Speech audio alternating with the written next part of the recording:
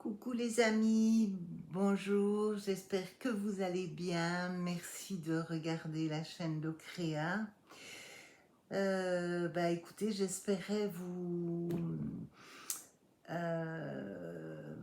faire une vidéo joyeuse en disant bon ça y est, tout s'est très bien passé, ma petite famille est venue, pour ceux qui me suivent ils le savent, et tout s'est bien passé. Eh bien pas du tout, parce qu'en fait j'ai de gros problèmes et je ne sais pas si c'est pas pire que le cancer. En fait, tout a démarré le 29 juillet. Je vois mon médecin traitant et ça faisait déjà un petit bout de temps que j'avais des douleurs que je pensais être au niveau de l'estomac.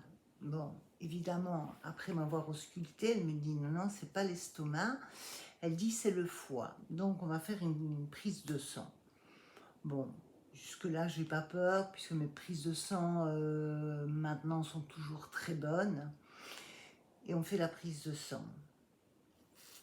Bon, elle me rappelle très vite en me disant écoutez, il faut que je vous revoie. Votre prise de sang n'est pas bonne du tout. Évidemment, je l'avais vue puisque je l'avais reçue également.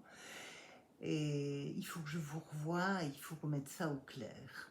Bon, en effet, les gamma GT étaient passés à 400, de 35, sans consommation d'alcool excessive. Bon, oui, je bois une bière de temps en temps, voire deux, mais rien d'excessif. Je mange sainement, voilà. Bon, donc je la revois. Bon, là je regarde parce que j'ai pas toutes les dates. Alors, je la revois le 6 août, donc bon, tous les enfants étaient là. Elle me dit écoutez, ça va pas, c'est pas bon. Elle repalpe, elle me dit vos douleurs. Ben, je dis toujours pareil, j'ai mal. Alors elle me dit bon écoutez, on va essayer de refaire une prise de sang et peut-être demander des éléments complémentaires. Euh, Bon, alors on refait ensemble toute la liste des médicaments. Elle me suit depuis 8 ans, elle me connaît parfaitement, elle est au top, c'est un médecin exceptionnel. On va refaire une prise de sang et un scanner. Et j'ai dit ok, mais je dis mais un scanner, on en a fait un au mois de mai, mais je dis il était bon. Elle me dit, oui, mais moi je veux la certitude, puisqu'on ne peut pas faire d'échographie. Le centre où j'allais pour faire les échographies à proximité de mon domicile n'en fait plus, et il n'y avait pas de date disponible ailleurs. Il n'y avait que pour le scanner, puisque là je suis suivie, et bon, si mon médecin appelle, j'ai effectivement un scanner tout de suite. On me fait la deuxième prise de sang, et le scanner. Et elle me refixe un rendez-vous. Ah oui, elle me dit, et après le scanner, je veux vous voir. Donc c'est le 8 août, donc c'est tout récent. Hein. Et comme ça, j'aurai les résultats du scanner, vous m'expliquerez. Je lui dis, ok. Je fais la prise de sang, j'en ai des traces, alors je sais pas si on va les voir, parce que, mais enfin, ils ont piqué ici, ils ont piqué là, là, enfin partout, ils m'ont piqué de partout, j'ai des bleus, enfin bref.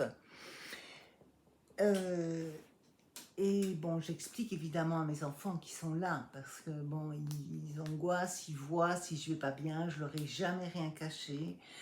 Au niveau de ma santé, je préfère pas les protéger, mais les prévenir quoi qu'il arrive, que voilà.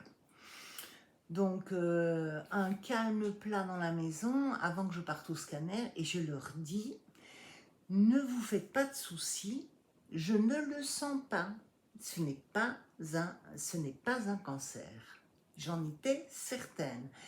À partir du moment où elle me fixe le rendez-vous le 6 août pour le scanner du 8, que je ne dise pas de bêtises, oui, c'est ça. Je dors bien, j'ai toujours les douleurs, mais je sais que je n'ai pas de cancer. Et quand je vous dis pour tous ceux nouveaux qui me suivent, écoutez votre corps, c'est important. Et les enfants disent oui, mais on préfère avoir les résultats, machin. Bon, ben, je comprends très bien et je leur dis mais moi aussi. Bon, alors je vous avouerai quand même, bon, je suis partie, mon mari m'a emmenée, je suis arrivée au scanner, toujours pas du tout fracassée. Bon, c'est vrai que quand j'ai été installée, bon, j'avais quand même deux larmes qui coulaient, et je voyais, bon, le reflet, je me disais, c'est pas possible, hein, pas moi, pas un cancer de nouveau, bon, c'est pas possible. Là, c'est vrai que j'ai un peu craqué, mais bon, il y a eu 6 larmes en tout, hein, le temps qu'on me fasse le scanner. Bon, le scanner se passe, j'attends le radiologue, bon, et ça dure, bon, un quart d'heure, une demi-heure, trois quarts d'heure, bon. Je me dis bien, bien, et puis d'un autre côté, je me dis, bon, ce qu'il étudie bien mon dossier, c'est pas plus mal, je préfère. Et le radiologue arrive, il me dit, madame, tout est nickel. Ah, bon, je suis contente. Donc, je dis, mais il n'y a rien. Il me dit, non, votre scanner, il est comme au mois de mai, le foie a une taille normale. Non, il n'y a rien du tout, tout va bien. Et il me dit, pourquoi êtes-vous là? Donc, je lui dis, bah, écoutez, c'est parce que mes gamma GT ont passé de 35 à 400, on ne sait pas pourquoi. Lui me dit, bon, mais attendez, 400, c'est rien du tout, ça, madame. Et il me dit, est-ce que vous avez pris des médicaments? Il me repose la question. Et je lui dis, ben oui, effectivement, j'ai été opérée de la main. J'ai pris pas mal de Doliprane avant parce que j'avais terriblement mal. Et je lui explique tout mon traitement. Donc, il n'y a rien qui pourrait modifier, puisque c'est un traitement que je prends depuis longtemps déjà.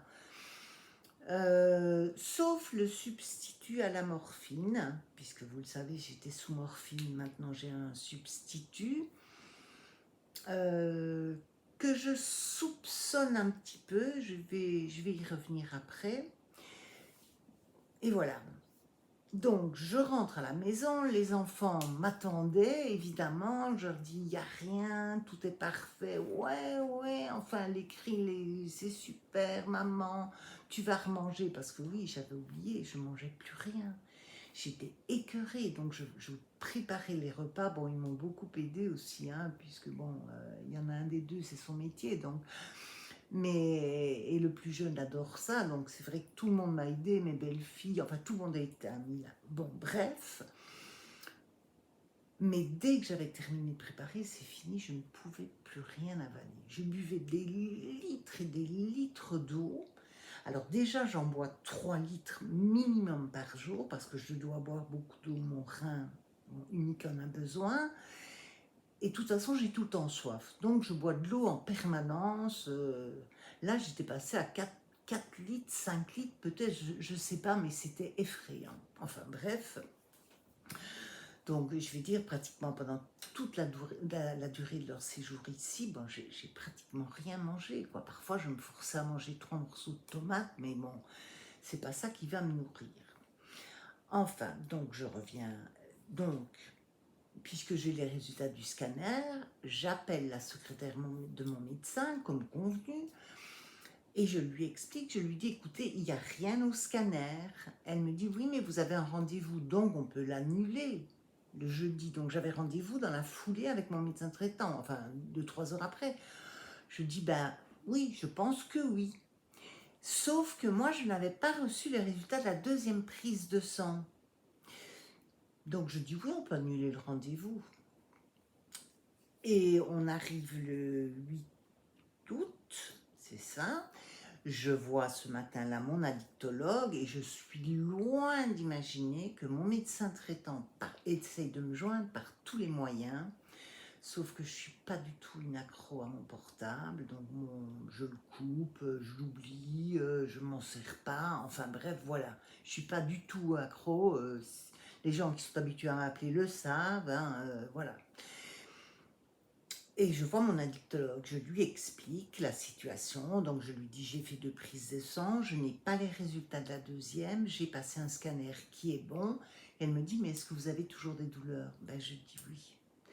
Elle me dit, écoutez, je vous conseille de revoir votre médecin traitant parce que c'est pas normal que vous ayez encore des douleurs. Si tout est bon au niveau du scanner, je reçois enfin un appel vendredi, enfin, j'entends mon téléphone qui sonne vendredi, donc hier, à 8 heures du matin. C'est la secrétaire du médecin qui me dit, Madame, le docteur Enjolras veut vous voir de toute urgence, on essaye de vous joindre depuis hier soir. Bon, ben, je dis, écoutez, mettez-moi un rendez-vous. Elle est là, elle l'a dit à 11h30 aujourd'hui, donc c'était hier. J'arrive chez elle, bon, un petit peu, mais c'est vrai, comme j'avais pas reçu la deuxième prise de sang, je ne savais pas. Et elle me dit, écoutez, je comprends pas pourquoi vous avez annulé le rendez-vous, mais je lui dis, bon, je lui explique, bref, elle me dit, écoutez, c'est pas grave. Bon, maintenant, votre prise de sang, c'est loin, loin, loin de s'améliorer. Au contraire, votre foie est en train de se détruire. Et ça, c'est très grave. Elle me dit, c'est vraiment très, très grave. Tout a augmenté. Les gamma GT sont passés à 800. Bon, il y a plus grave que les gamma GT. Alors que depuis que je l'ai vu, bon, j'ai plus pris. De toute façon, je me suis forcée à manger. Je n'ai pas pris de matière grasse. Je n'ai pas pris d'alcool, évidemment. J'ai stoppé certains médicaments, sauf le substitut à la morphine. Donc je la vois hier matin, elle me dit, écoutez, je suis désolée, scanner bon, pas bon, là ça ne va pas, j'ai appelé votre gastro-entérologue, il faut que vous la rappeliez lundi, donc lundi qui arrive, donc vous aurez la suite la semaine prochaine. Il faut que vous la voyiez parce que bon, elle n'est pas satisfaite non plus de cette prise de sang. Et donc, vous refaites une prise demain matin. Aujourd'hui matin, rebelote, reprise de sang. J'attends les résultats. J'espère que cette fois-ci, ils vont me les envoyer. Normalement, comme ils ferment le labo, bon, j'aurais déjà dû les recevoir puisqu'ils ferment le labo à midi. Donc, j'aurais déjà dû les recevoir, les résultats. Bref, je ne les ai pas eus. Donc, il faudra que j'attende lundi matin si je ne les reçois pas aujourd'hui dans la journée. Et voilà où j'en suis. Alors, bon, pourquoi je doute sur le substitut de l'Orobupré? Parce que vous pensez bien que depuis ce deuxième rendez-vous chez le médecin, j'ai tout scruté, j'ai suivi la prise de certaines choses, le fait de manger certains trucs. J'ai tout étudié, je me suis dit, il faut quand même que je trouve ce qui me fait mal, quoi. Qu'est-ce qui me donne mal? Et ce matin, j'ai attendu évidemment pour prendre mon petit déjeuner, puisque j'attendais l'infirmière pour la prise de sang. J'ai pris mon petit déjeuner, et après ça, j'ai pris le substitut. Je suis partie à l'aise avec mon mari, et alors dans la voiture, une crise, mais quelque chose de terrible. J'avais vraiment très, très, très mal. Et bon, je lui ai dit que j'avais mal, bon, pas plus, parce que j'ai pas envie d'affouiller non plus toute la galerie, et puis voilà. Et là, je me suis dit, mais c'est ce fameux substitut qui me donne mal. Et puis en réfléchissant bien, je me suis dit, oui, mais je suis pas loin de mon petit déjeuner aussi. Ou je prends du café au lait, ou on me dit que c'est pas bon le café au lait. Mon addictologue me dit, prenez du café au lait si vous le supportez. Donc, est-ce que je vais retenter un café au lait? Et je pense que je vais le faire à 15h, pas 16 parce que ce sera trop tard, mais à 15h, je vais retenter un café au lait pour voir si c'est pas ça qui me donne mal. Ou sinon, ben là, je pense que ce sera l'Orobupré, pour ne pas le citer, puisque c'est le nom du substitut. Donc voilà aujourd'hui où j'en suis. Et puis ce qui m'a fait très peur, c'est mon médecin traitant qui, en partant, me dit franchement, vous vous êtes battu pour 4 cancers, ne me faites pas un coup pareil avec votre foie. Et là, je me suis dit, bon, je pense quand même que c'est important et que c'est grave. De toute façon, elle me l'a expliqué, quoi. À un moment donné, si le foie ne fonctionne plus, bon, ben, vous avez compris, quoi. Il n'y a pas 36 façons de l'écrire ni de le dire. Donc voilà, ben, écoutez, j'attends avec impatience ma prise de sang. Je reverrai le gastro lundi ou mercredi, ou de lundi à mercredi, puisque je dois l'appeler lundi, elle va me fixer un rendez-vous très vite. Donc je pense que je vous donnerai des nouvelles, à mon avis, dès que j'en aurai, mais ce sera vraisemblablement mercredi ou jeudi. Voilà, c'était les nouvelles. Vraiment, je m'attendais à vous parler de cette semaine qui s'est super bien passée malgré tout, parce que j'étais heureuse. Moi, j'ai des enfants qui vivent pas en France, donc c'est toujours une fête de les voir. Et puis voilà, et puis j'ai des belles filles qui sont adorables, et ça, c'est génial aussi. Et enfin, voilà. Donc, je vous dis à bientôt. Croisez les doigts pour moi. Et puis, je vous explique très très vite, mercredi ou jeudi. Bye bye les amis, merci.